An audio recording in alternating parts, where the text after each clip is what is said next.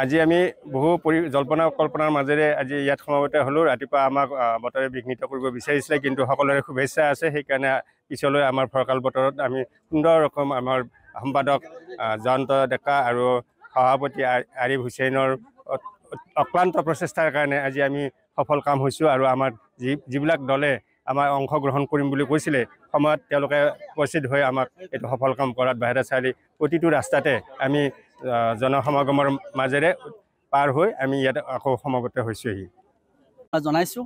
আৰু আজি আমাৰ ইমান বতৰ মানে ৰাতিপুৱা এনেকুৱা বতৰ, সেই বতৰৰ পিছতো আমি ইমান ধুনীয়া এটা ফৰকাল বতৰ পাই পেলাই আমি সাংস্কৃতিক শোভাযাত্ৰা, যি বৰ্ণাঢ্য সাংস্কৃতিক শোভাযাত্ৰা আমি সফলকামভাৱে আমি কৰিব পাৰিছোঁ।